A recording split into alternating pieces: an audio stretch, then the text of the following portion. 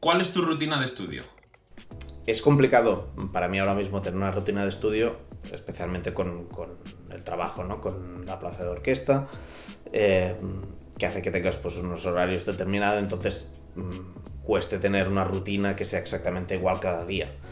Eh, Porque es eso, dependes de los ensayos que hayas tenido cada día, si has tenido concierto, cómo estás, si estás cansado, si estás... Bueno, mil factores diferentes, ¿no?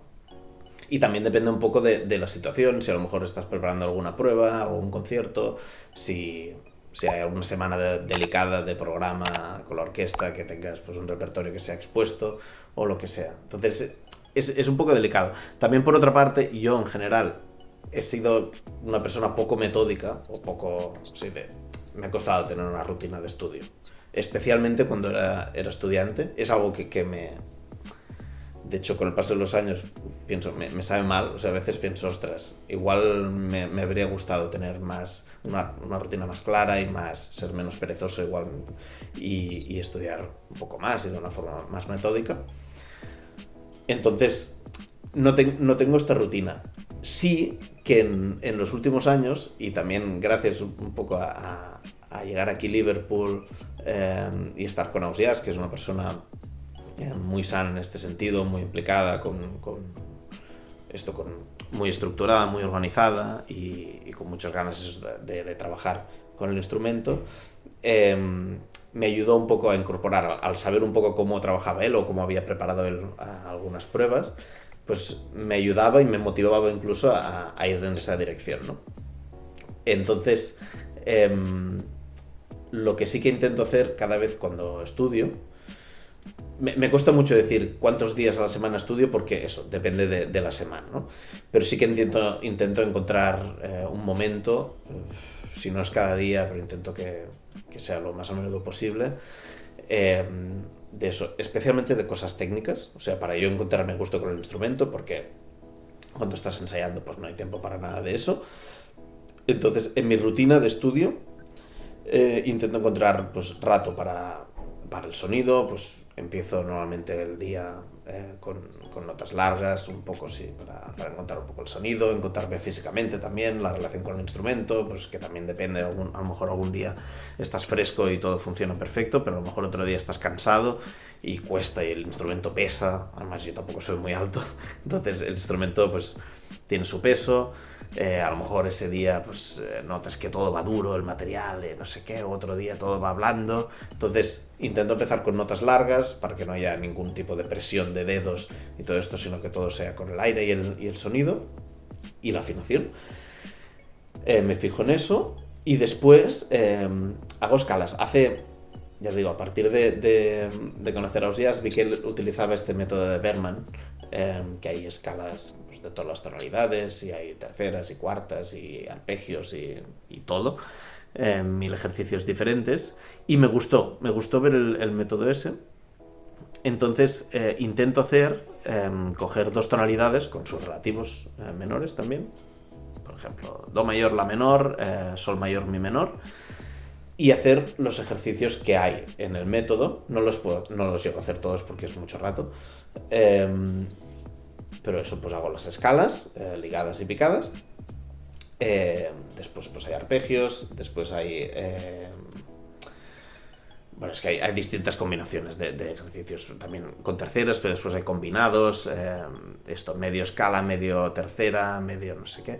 Entonces hay muchas combinaciones y me ayuda, porque después de esto me siento como que ya el instrumento está incorporado, ¿no? Que es como algo que te hace sentir muy seguro, cuando sientes que el instrumento forma parte de ti, ¿no? Que no es una cosa externa. Y eso siempre me pasa, eso, al cabo de estar un rato tocando, ya dices, vale. Y es como que mi objetivo siempre es intentar que ese tiempo se vaya acortando lo máximo posible para que de forma más rápida posible pues puedas sentir el instrumento como parte de ti.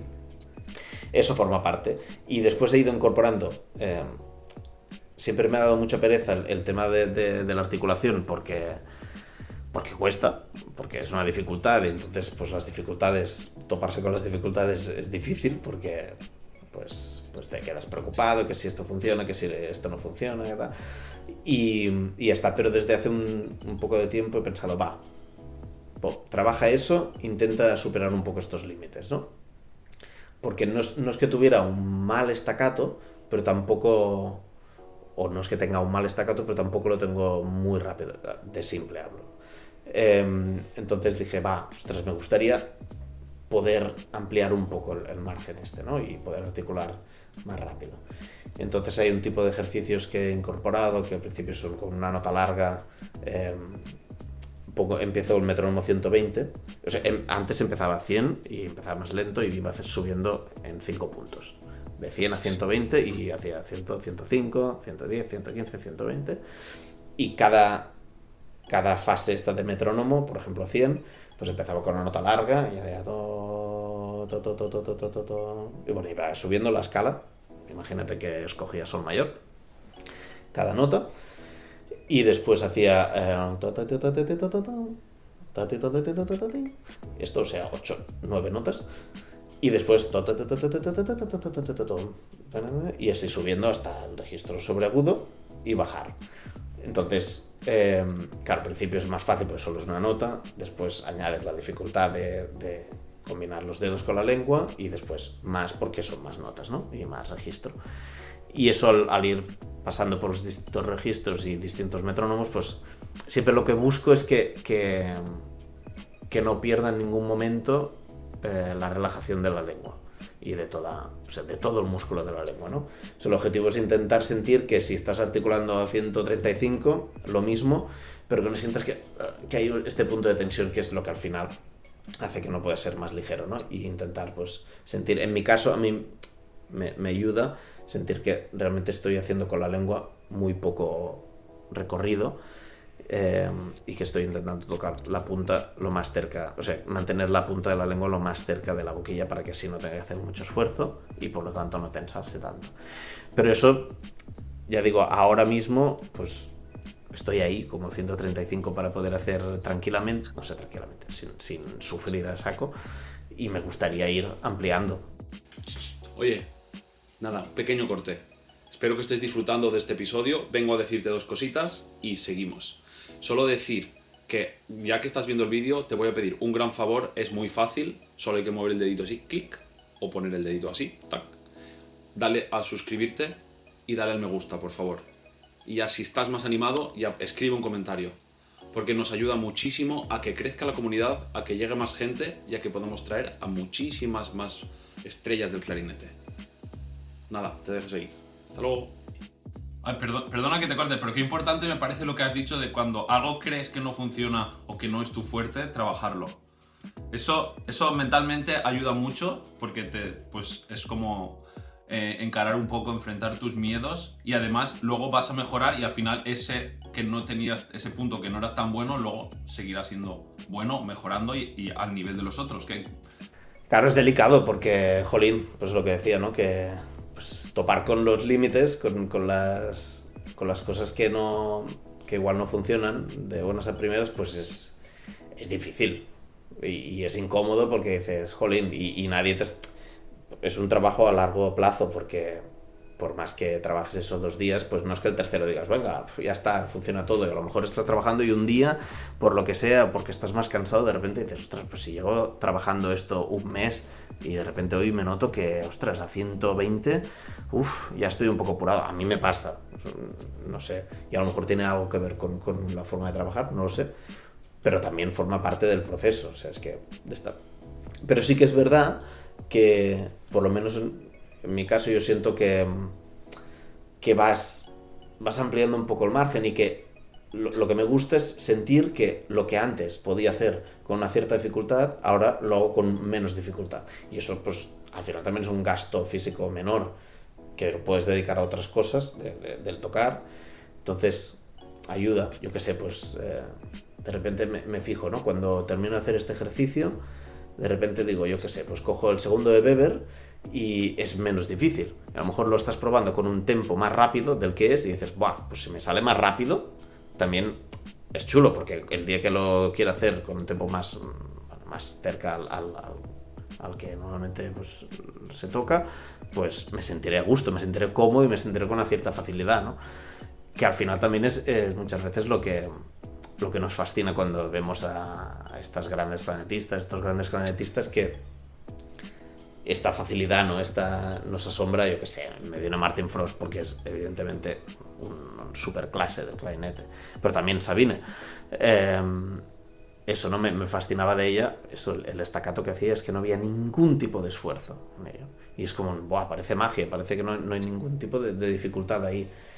El trascender un poco el instrumento, no ir más allá, eso es algo que nos llama mucho la atención de clarinetistas, de violinistas, de lo que sea, ¿no? Y sí, yo creo que si se puede llegar ahí, que evidentemente pues no es que todos vayamos a ser aquí Martin Frost y estas, no, ni mucho menos, pero sí que pienso que si se puede llegar ahí, solo es a partir de mucho trabajo. Y sí, creo que ellos también han llegado ahí a partir de mucho trabajo. De mucho talento, seguro, de muchas capacidades y facilidades, pero también de mucho trabajo que no le quita ningún tipo de mérito al hecho de que estén ahí, ni mucho menos. Sí. Al contrario, le añade, porque la capacidad de trabajo es muy importante, es la persistencia de... Has dicho que se puede llegar ahí. Me vino a la cabeza una anécdota que contaba de Martin Frost. Bueno, porque igual que Sabine Meyer y Martin Frost estudiaron en Hannover, que es donde estudié yo, y ahí pues se cuentan muchas historias, y hay una historia que cuentan que le pasó a Martin Frost. Ahí hay un tranvía, en Hannover hay un tranvía, y una vez Martin Frost tuvo un accidente con que se ve que el tranvía le pegó el brazo, creo que es el brazo derecho, y se ve que pues tuvo un esguince o estuvo un tiempo que no pudo tocar el clarinete. Entonces él tenía una obsesión, un interés por mejorar y un método tan fuerte que lo que hizo es, para él, el profesor de esa época, bueno, de Sabine Meyer, de mi profesor Johann Spitz y Martin Frost, era Hans Dainza. Y contaba la historia, decía, es que él iba a dar clase con Hans Dainza y ese momento que estaba pues con el cabestrillo en la mano derecha, pues él habló con el pianista acompañante de la clase, hizo un arreglo para el vuelo del moscardón para una mano. Entonces tocaba el arreglo media mano, la tocaba como el pianista y él tocaba con la otra. Que llegó un momento que digo, no puedo tocar, pues me voy a poner solo a estudiar la mano izquierda en este caso. Entonces se ve que fue a clase, tocó eso, tocó el trocito y el profesor Hans Dainza dijo, a ver, vete y descansa una semanita o 2 semanas y vuelvas cuando... Que es un poco, es justo lo que estás diciendo, ¿no? Esa gente, si tienes un interés muy grande y vas, pues eso, oye, que no puedo tocar, pues yo pensaría, hay una limitación, no puedo estudiar 2 semanas. Bueno, o no, a lo mejor coges, hablas con el pianista, te haces un arreglo y mano izquierda. El control que ganaría en esa semana, esas 2 semanas de mano izquierda, pues ya te puedes dar cuenta que llegas al nivel pues de Martin Frost, ¿no? Que también, dicho esto, o sea, fantástico, ¿eh? O sea, y tal. Dicho esto, también está bien si descansas porque no puedes tocar y descansas la cabeza y ya está, o sea, tampoco no vamos a hacer aquí apología del volverse loco, del volverse aquí un psicópata, no estoy diciendo que no sé qué va, o sea, es admiración absoluta hacia Martin Frost, que va. Pero decir que si en algún momento alguien se siente decir, ostras, no puedo, el descansar también es muy importante, o sea, de hecho, es tan importante como el trabajo. Bueno, por seguir con esto, hablar un poco de mentalidad, un poco de qué pasa en nuestra cabeza. Cuéntanos el proceso mental y qué es lo que pasó pues, en las pruebas en Liverpool, ¿no? Porque en el Reino Unido llevas un año, ¿no? Llevas una temporada en la orquesta.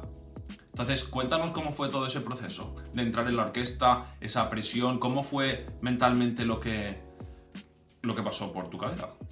Pues, mira, tengo la suerte de que esta orquesta tiene una calidad humana y, por supuesto, también musical, pero humana excepcional. Y yo diría que, bueno, no sé si muy poco común, porque no he estado con tantas orquestas, pero me sorprende muchísimo. Y esta calidad humana ha formado parte de todas las etapas del proceso de formar parte de una orquesta, ¿no? Tanto en la audición como en el proceso de trial, como ya del mismo momento de formar parte de la orquesta. Entonces eso me ayudó muchísimo. Lo digo porque, por ejemplo, en el momento de la prueba, de la audición, bueno, las pruebas en el Reino Unido, para empezar, pues son un poco distintas a las de Europa, las que puedes encontrar en Suiza, en España, en Italia, en Francia, en otros sitios, en el sentido de que muchas veces, es cierto que otras orquestas de Europa ya lo están incorporando esto, pero en el Reino Unido pues muchas veces te convocan ya a una hora determinada, ¿no? No te hacen, no hacen a todo el mundo venir a las 9 de la mañana o a las 10 de la mañana, hay un sorteo, primera ronda, cortina y segunda tal, sino que muchas veces ya te convocan a X hora para ti y tú haces la prueba y deciden si te dan un trial o no. Entonces a mí me pasó eso. Entonces ya para empezar, que sepas que tú ese día a las 3:30 de la tarde pues vas a tocar y vas a tocar este repertorio determinado y no vas a tener cortina o lo que sea, pues bueno, te hace estar, fue mi caso, pues te hace estar un poco más tranquilo. Entonces sabes que ese día pues vas a focalizar la energía pues en ese repertorio, en ese momento concreto y está. Entonces eso me ayudó muchísimo.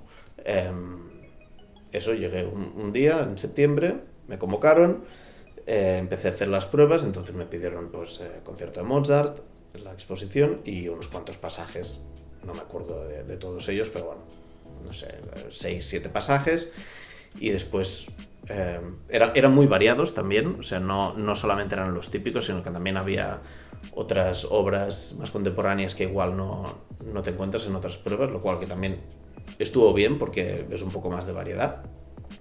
Y después creo que con algunos, no con todos, y imagino que con los que en ese momento pues vieron que podía encajar, pues hicimos una lectura a vista. Al final de todo, de la prueba, terminas de tocar, te decían, pues mira, ahora va a salir, pues en este caso salió Cormac, el flautista de la orquesta, y vais a tocar esto. Y era pues la cuarta de Beethoven, el segundo movimiento, un momento de octavas de clarinete y flauta, para nada, simplemente tocar y ver cómo te sientes, Y nada, y tocamos y pues eso, estuvo bien, y ya está, terminé la prueba, y ya está. En mi caso es cierto que me invitaron directamente a la segunda ronda, por eso no tenía cortina, sí que hicieron una primera ronda ese día, porque, bueno, había currículums todavía, y entonces, pues por la trayectoria, por lo que sea, pues decidieron que me invitaban a la segunda. Con lo cual no lo sé, si hubiera habido una primera ronda, podría haber sido que no hubiera pasado, y ya está, pero bueno, se dio así. Entonces nos dieron trial a unas cuantas personas, creo que éramos 8 o 9, y ahí empieza el proceso de trial, del cual tampoco sé mucho porque no preguntaba mucho, porque para empezar piensas, tú haces lo tuyo y ya está, y no te... Entonces, al cabo de unos meses, de hecho, creo que el primer proyecto fue en marzo, habiendo hecho las pruebas en septiembre, o sea, pasó medio año, más o menos. Y hice un proyecto y, bueno, me sentí muy a gusto porque eso, la gente es muy, muy, muy acogedora, muy acogedora. Lo tiene esta ciudad también, Liverpool siempre se dice que es una ciudad muy acogedora, el carácter de la gente es muy abierto, muy festivo, muy alegre, muy... Bueno, es algo también muy extraordinario, me gusta muchísimo. Y se transmite a la orquesta, o sea, lo ves que la orquesta está empapada de este carácter de la ciudad. Y entonces no tienes la sensación de que te están haciendo un examen. Me he olvidado de decir que en el momento de la prueba, de la audición, que no había cortina, también fue muy amistoso. O sea, podías ver a la gente, podías hablar, podías tomar tu tiempo. No había esta situación de estrés, ¿no? Que a veces sí que se dan en otros momentos. Bueno, dicho esto, en el proceso de trial, pues muy a gusto. Y eso, pues bueno, estás haciendo tus cosas, pues tocas, te relacionas un poco, vas también pues a la hora de las pausas a tomar algo con la gente, un café o un no sé qué, y que es algo así también muy habitual y creo que es muy importante también en el proceso de trial, también no solo ver cómo toca esa persona, sino también ver que es una persona que se puede relacionar con las otras personas a nivel humano, que encajas también, que vean que eres una persona, pues eso, ¿no? Agradable, que en quien la gente puede confiar, en quien... Entonces, pues se dio que estuve muy a gusto. También, pues eso, tuve la ayuda imprescindible de que Ausiàs, que era amigo, pues era el clarinete bajo de la orquesta, entonces él me ayudó mucho en el tema de la integración al grupo, de conocer a la gente, de decirme, vamos a tomar algo aquí, venga, ven. Yo me estaba quedando también en casa, de hecho es en su casa, que es donde estoy ahora mismo, y nada, entonces, bueno, eso me ayudó mucho, ¿no? A sentir que podía formar parte del grupo, más allá de saber cómo iba a acabar todo. Y ya está. Entonces pues hice este primer proyecto y al cabo de unos días me dijeron, mira, va, pues este otro proyecto, ¿no? Entonces hice unos 4 o 5 proyectos y el noviembre, o sea, al cabo de medio año, finales de noviembre, ya habíamos hecho pues, unos cuantos proyectos sinfónicos y me dijeron, justo antes de un concierto, vino la manager de la orquesta, porque es quien tiene que ofrecértelo, no pueden ser los músicos de la orquesta, me vino a decirme que me ofrecían la plaza. Yo más o menos pues lo sabía porque pasa el tiempo y claro, van reduciendo el número de personas que están en trial y sabía que quedábamos 2 y bueno, sabía, pues intuía que las cosas iban bien y ya está. Entonces pues eso, pues claro, fue muy agradable. Justo antes, la cosa es que fue 10 minutos antes de salir el concierto, entonces también es como, bueno, para un momento, espérate que tengo que salir aquí a tocar, pero bueno, jolín, pues salí muy contento y ya está. Entonces pues a partir de ahí, de entonces, seguí tocando con la orquesta, solamente que en el Reino Unido ahora mismo por el Brexit, pues por el tema del proceso de la visa de trabajo, pues tardé otros 9 meses en conseguir el permiso de trabajo. Con lo cual, es cierto que es mi primera temporada oficial en la orquesta, pero digamos que ya llevo como 2 años tocando de forma regular. Pero claro, no podía empezar el contrato oficial hasta que tenía el permiso.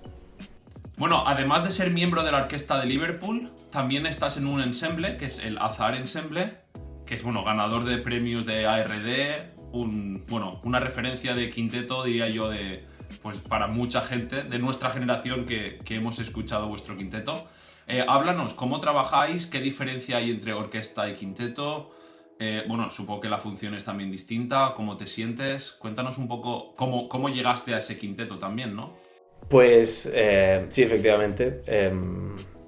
Eso, formar parte del quinteto de Azahar Ensemble es un lujo. Es sencillamente un lujo a muchos niveles.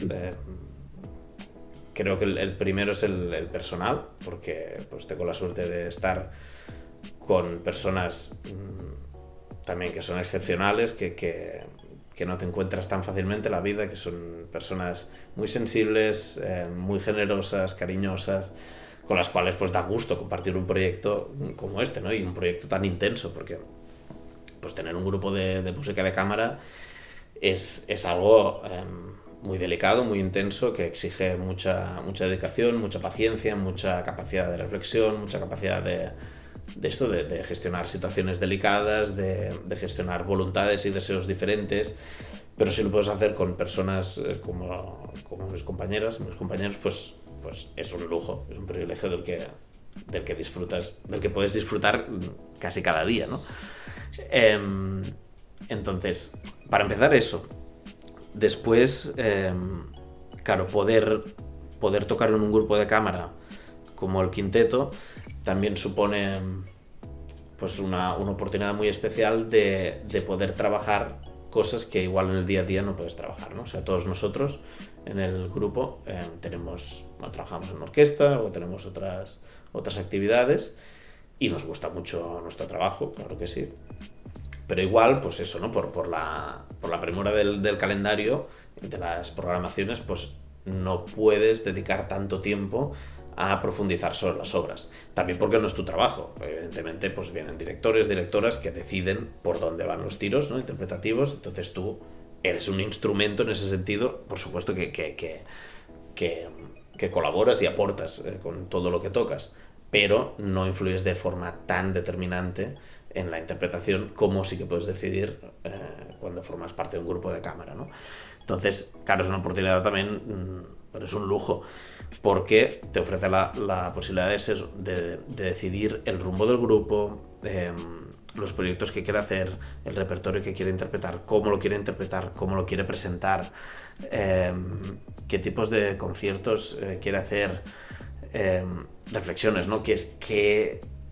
¿Qué es nuestra actividad? O sea, ¿qué es lo que hacemos? ¿Qué sentido tiene lo que hacemos?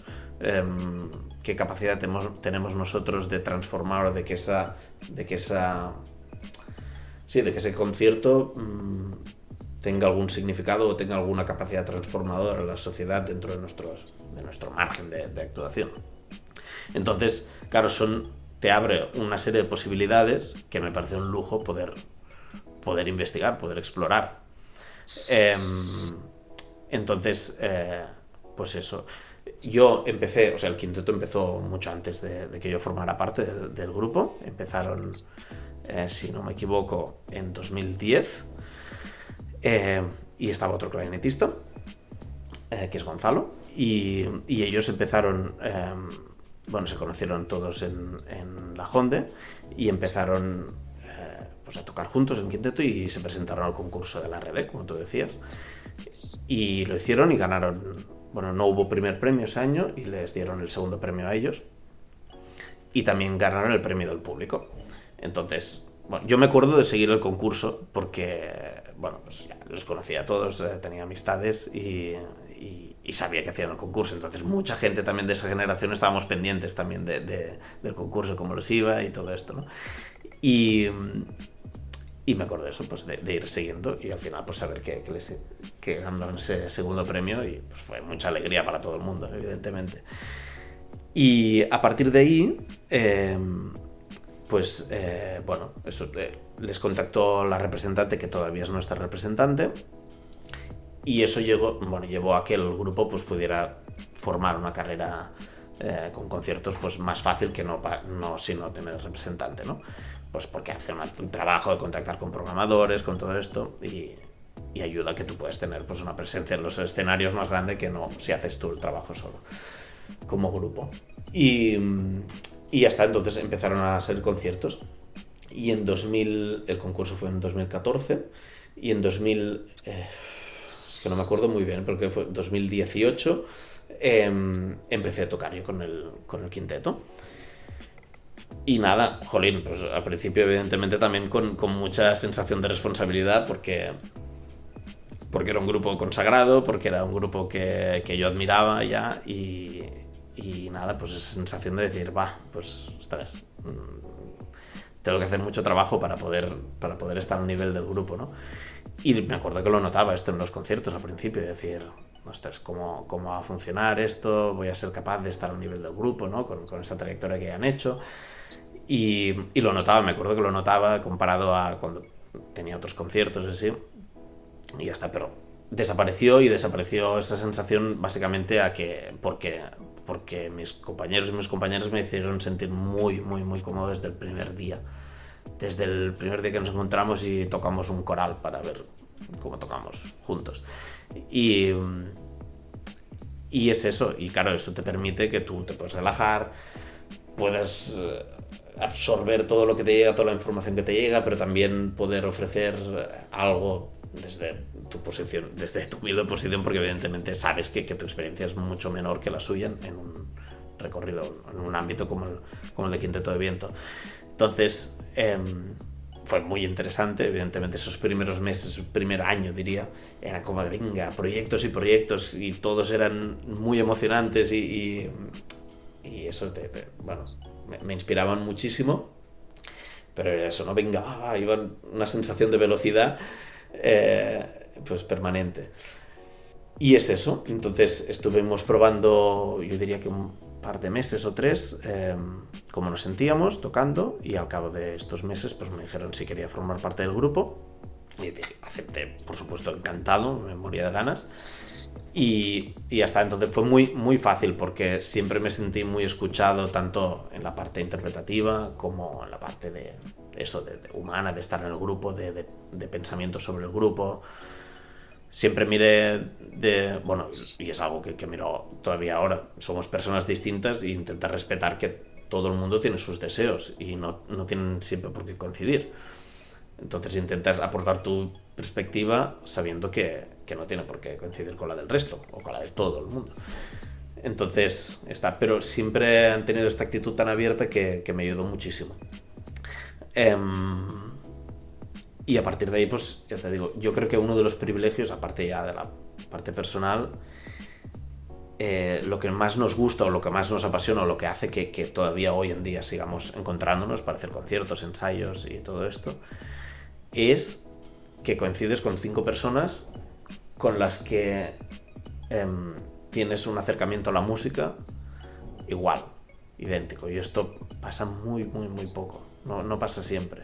Es decir, nuestra forma de aproximarnos al instrumento ya, pero también a la lectura de un repertorio determinado, es muy parecida, con lo cual, pues claro, superas muchas barreras que te permite pues ir a trabajar directamente pues otras cosas, ¿no? Dedicar el tiempo a profundizar en la obra y todo esto. Eso es por todas las experiencias acumuladas, por una afinidad, supongo ya inicial, del recorrido que haya hecho cada uno por separado, que ha llevado a que, mira, pum, coincides con estas personas y encajas, y también pues por el recorrido hecho juntos, no solo con los conciertos, ensayos, sino también pues por experiencias. Hemos tocado para gente, hemos compartido lecturas, hemos compartido otros proyectos. Por ejemplo, que hay un proyecto muy importante para nosotros que se llama Spira Mirabilis, que es con otros músicos de Europa, y es un proyecto que nos ha marcado mucho porque es básicamente un sitio, un espacio en el que te encuentras y durante una semana o 10 días trabajas solamente una obra, por ejemplo, la Quinta de Beethoven. Y ahí pues trabajas, profundizas también a partir de mucho material, no solamente la partitura, sino pues profundizas y sales de ahí que haces tal trabajo que es como si pudieras tú dirigir la sinfonía después de esos días, ¿no? O sea, la preparación es como la que... Interesante. Sí, es como la que hipotéticamente haría una persona que quiera dirigir esa sinfonía, ¿no? Y lo haces conjuntamente y también otra vez desde un punto de partida muy similar entre todas las personas que están ahí.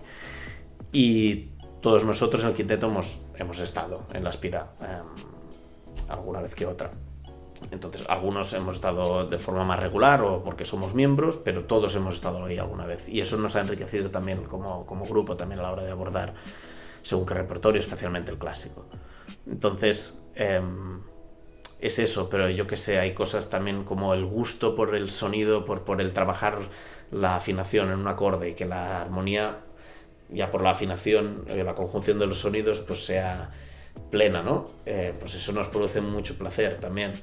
O, por ejemplo, la voluntad de trascender el instrumento, de que cuando toquemos incluso puede llegar a confundir, que no sé, es algo que nos pasa en los conciertos, que a veces la gente nos dice, es que estabais tocando y no sabía si estaba sonando un oboe o una trompa, no sé qué, porque camufláis los sonidos, ¿no? de tal forma, y eso, pues por supuesto, es por tiempo de trabajo, pero también es por voluntad, ¿no? de ir un poco más allá de los límites del instrumento, de lo que en principio se supone que tiene que sonar un clarinete. Pues si tú dices, ostras, el clarinete y el oboe es una combinación que es complicada, porque son instrumentos de emisión diferente, con particulares diferentes, pero el clarinetista puede tender a focalizar el sonido muchísimo de forma que parezca casi un oboe, y el oboe también.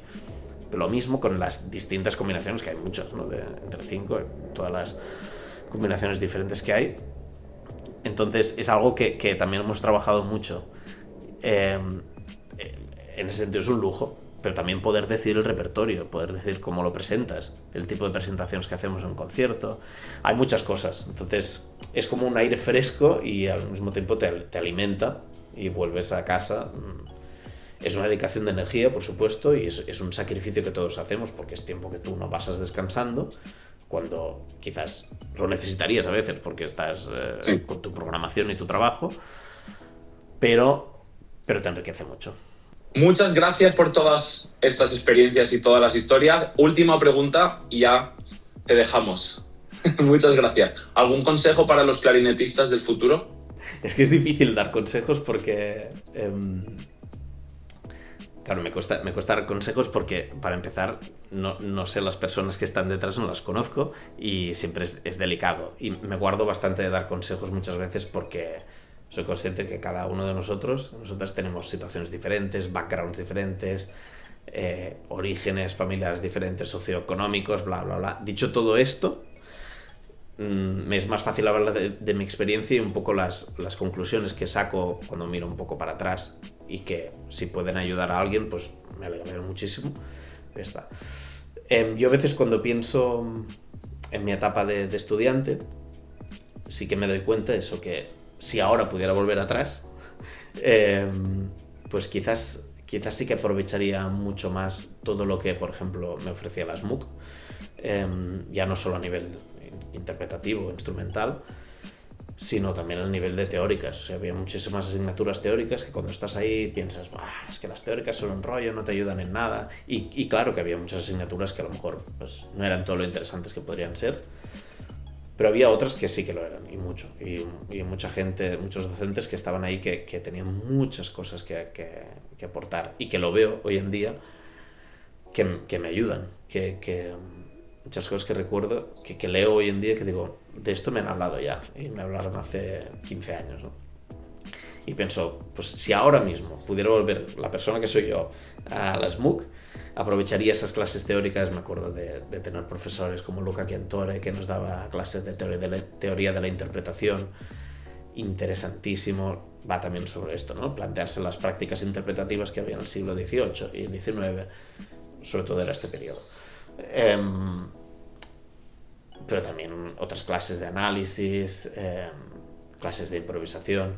Recuerdo aprovecharlas, pero esa sensación de decir, hoy en día las aprovecharía más, ¿no? Evidentemente es muy fácil decirlo con la distancia, pero pienso, ostras, si a lo mejor alguien está ahí en ese momento y dice, pues mira, a lo mejor sí que lo puedo aprovechar, pues me alegraré mucho, porque realmente en cada sitio puedes encontrar, o de cada profesora y profesor puedes encontrar algo que te ayude. Y lo veo.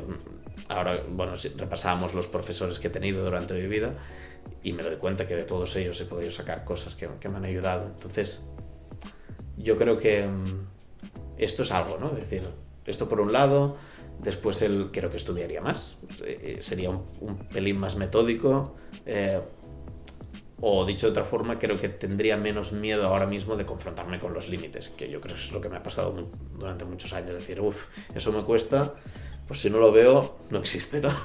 Y ya está. Entonces, creo que intentaría afrontar así los límites ya de forma más directa y antes, eso sí.